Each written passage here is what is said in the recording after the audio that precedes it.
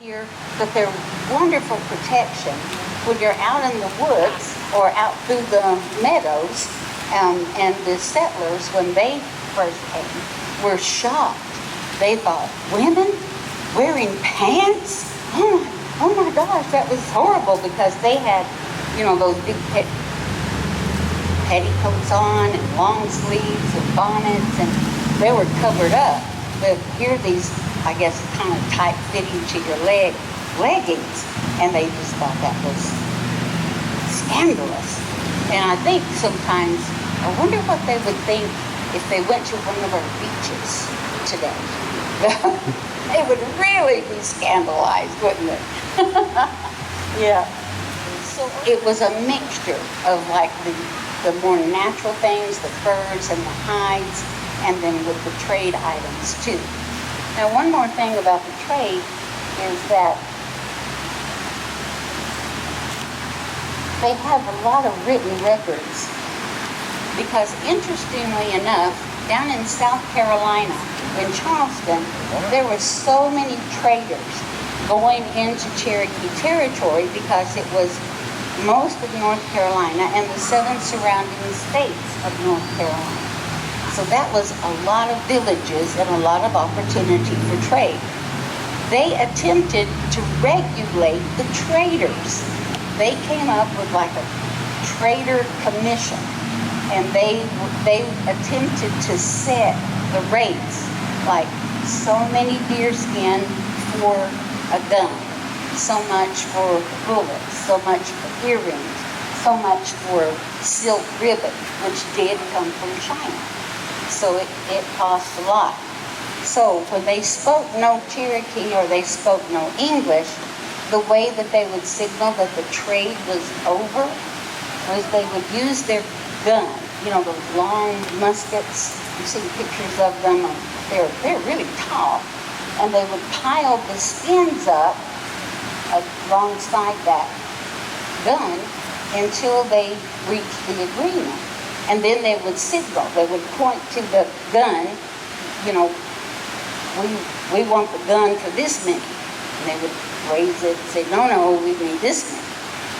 So they think that that's where we get the phrase, where the buck stops, because of the buck skin. And that makes sense.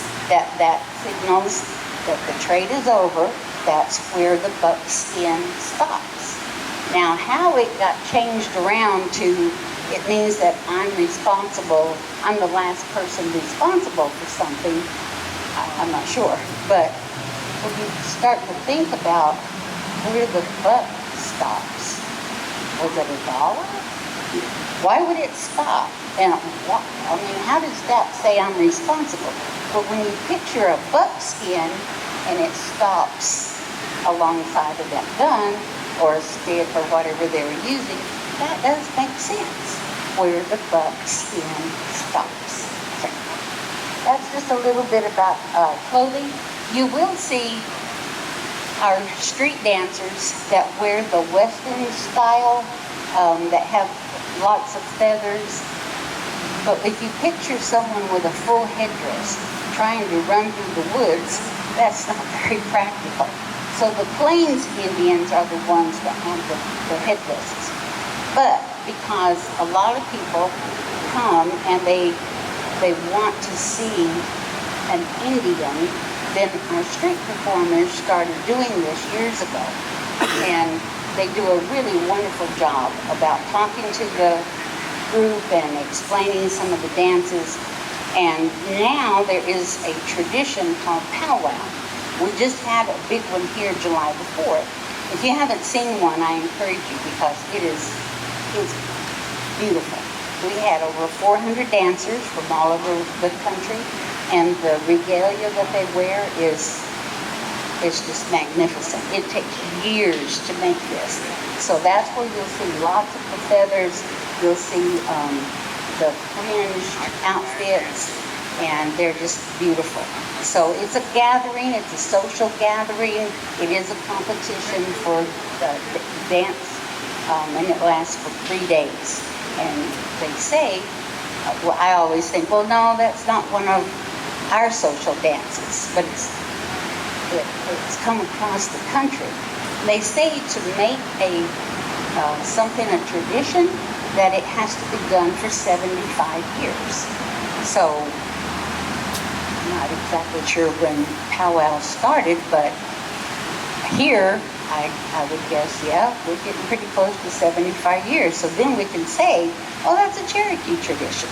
So, but I often think that our street performers deserve a lot of recognition because they get the most number one asked question.